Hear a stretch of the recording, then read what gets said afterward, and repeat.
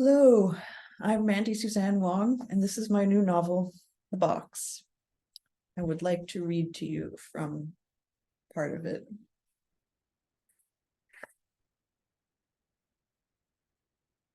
The other day, my cousin's first wife's stepbrother's eldest daughter decided to take a few days off from her job, which I'm told is very stressful,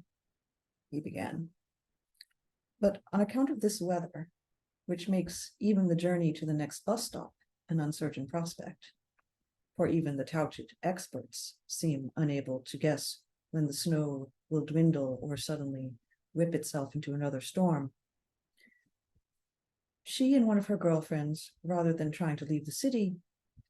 took it into their heads to make a holiday of staying in someone else's apartment, that is, someone they did not know, had never even heard of. The idea being, I suppose, though one can really only guess, to immerse themselves in some alternate locale, which was utterly unfamiliar, yet entirely local. A place in a luxurious high-rise building with a view of the river and a private elevator landing that the two girls found on one of those websites, via which people rent out their own homes for a few days, here and there, to whoever agrees to put down a deposit, knowing nothing whatsoever about the owner of the place, of whom the website displays nothing but a username, in this case, Alex, who in turn knew nothing whatsoever about the people to whom they gave the run of their apartment, aside from whatever username the girlfriends used to make their reservation. And as the fellow wet his lips, he saw in a glance that I shared his horror of such a website, that even in my flimsy economic circumstances, I could never do such a thing to my house or myself, and that he therefore had no need to ask my name or offer his, the pair of us having already come to understand something of each other's instincts, from which he knew, without my uttering a word, that he had nothing to fear from permitting his strange story, as it bore down on him, heavy enough to stoop his shoulders, to slip into the air between us, almost like this snow, which, as if accumulated and accumulated somewhere latent beyond the threshold of being, until the accumulations overwhelmed the existential scene and caused it to develop fissures. The attraction and adventure of this apartment were in its belonging not to a hospitality establishment, but to a specific individual, by and for whom it was idiosyncratically outfitted as a private nook, or what is called a home, he went on. For every home, the hideout of a particular person who is by definition indecipherable has its own indecipherable secrets. There are things in it that are precious, things that are haunted, things the existence of which would make no sense to anybody who hadn't chosen and arranged them. Thus, as a visitor to such a place, you are at every turn confounded by puzzles, ciphers, enigmas, which are dramatically or even painfully meaningful. And yet the key to their decoding is hidden and sealed off from you forever by the contingency that you are who you are, and not, in this case, Alex, who was in any case no more, from the perspective of the holiday makers, than a name at the bottom of an email instructing them in how to make the elevator pause at the private landing and obtain the cooperation of the computerized front door. And so, as the daughter of the stepbrother of the former wife of my companion's cousin told her father, visiting this warren of possessions in the absence of their owner, that is, without the influence of the nostalgic or evasive looks which an owner cannot help bestowing on their trinkets when not ignoring them, offered endless distractions and opportunities to vivid imaginations. And in fact, said my companion, from the young lady's somewhat egotistical perspective, it appeared that the owner of the place, who may or may not have been Alex, understood how an owner's absence, boxed up inside the furniture and decorations, would prove diverting to guests, and therefore purposely made the apartment something the word for which eluded my raconteur, who searched for it in silence, but eventually gave it up, saying instead that the apartment was small and square, with 4 unequally apportioned rooms, if a minute bathroom and kitchenette may be called rooms. And then he hesitated, his frown betraying consternation as he blurted out, according to what he'd been told of the apartment, everything was boxes. And this was made apparent to the guests from the beginning in the photographs on the aforementioned website, which showed exactly what the girlfriends discovered on arrival. Every wall of the living room, including the walls surrounding the casement window, which gave onto a snow-clogged balcony overlooking the river, was itself walled in by multicolored brickwork made of decorative boxes of every shape and size, in wood, paper, felt, tin, canvas, cardboard, and cotton. The living room furniture was built of square, rectangular, triangular, and elliptical ottomans, each one hollow with a detachable cushion. And between the red sofa and armchair thus constructed was a side table of ingenious engineering,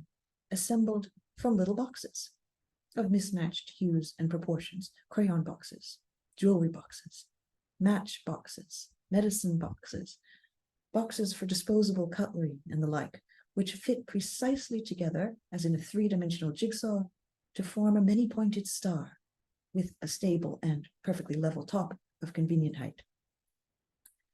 And besides the vertical arrangement in the bedroom of sturdy trunks, each slightly smaller than the one below, forming a staircase between the higher bunk bed and the floor,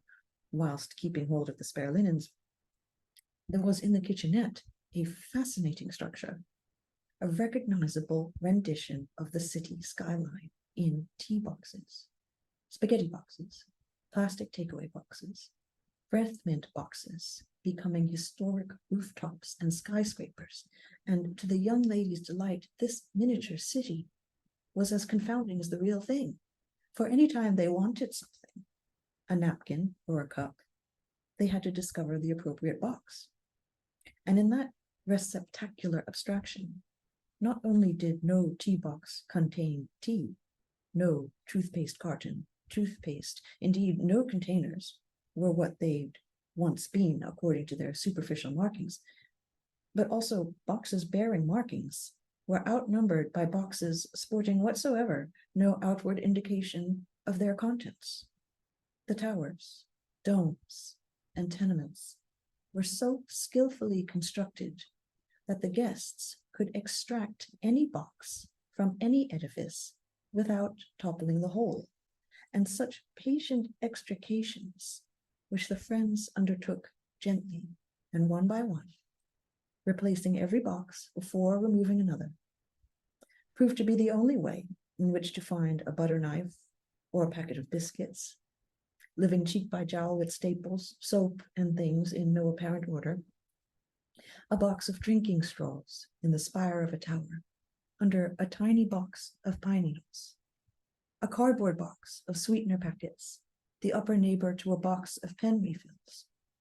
and a thumb-sized tin containing a dachshund figurine.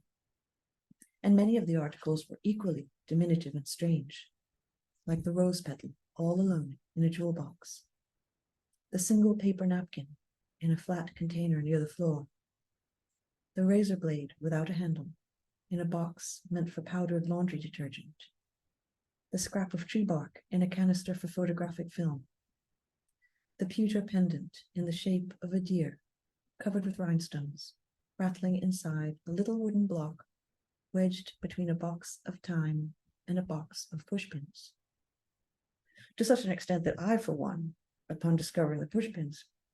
would have found some difficulty in believing they were pushpins and not, for example, microchips or something even more unlikely, having by that point been thoroughly mired in and muddled by the city, which was not a city because it was boxes,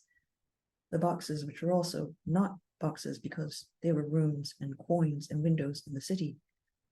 The boxes which proclaimed themselves cereal boxes, but failing to harbor cereal, were also not cereal boxes,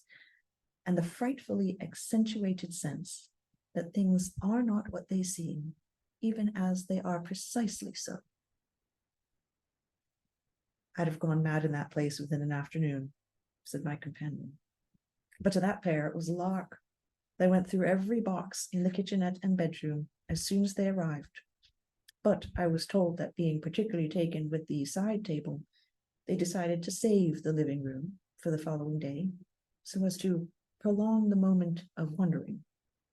as though what amounts to nosiness, or so to speak, a kind of voyeurism by non-human proxy, were a pleasure to be savored without consequence. And so once more,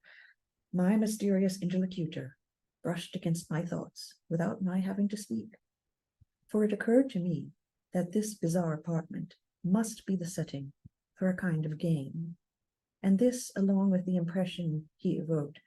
of the guests' cavalier enthusiasm for excavating every nook and cranny, perturbed me as it did him, although I'm certain other people would have found it unremarkable or comical, like a situation in a fairy tale. He wondered aloud what the game might be, and what sort of person would enjoy creating such a thing, or, for that matter, bumbling around in it, driven by fascination or the need for a toothpick, to explore vertically and horizontally this compartmentalized maze. Had he been the guest in that place, he went on, the question of who exactly was this Alex would have kept him up all night. But there I differ from him and the young ladies, for I wouldn't have touched a thing, which is hardly to say that I would not have wished to. Indeed, the problems which would have all but guaranteed my sleeplessness in that apartment would not have concerned the owner, who couldn't be of lesser interest to me, but the boxes and their potential. Images of what might lie inert, hidden, entombed, or fit to burst with boxed-in energy would assail me from within, although I'd never lift a finger to confirm their accuracy or falsehood. The possibility that there might be anything at all, such as a playing card, a lorgnette, a curl of hair, a swatch of paint, a bit of bone, a remnant of a candle, a map, an embroidered bookmark,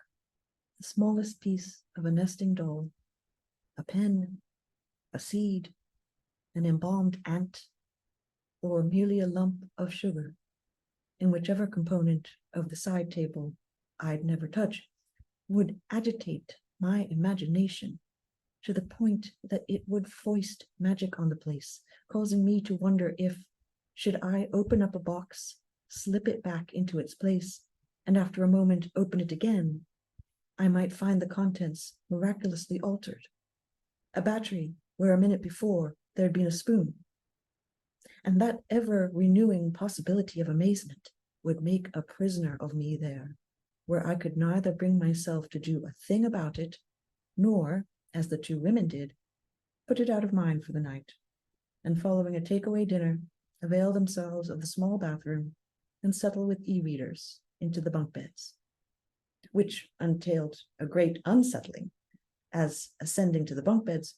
required entering into relations with boxes as if they were otherwise than boxes, clambering up a staircase which, being boxes, was clearly not a staircase, and so could not be scampered up without a thought, but must be negotiated gingerly, bearing in mind, as the young ladies probably didn't,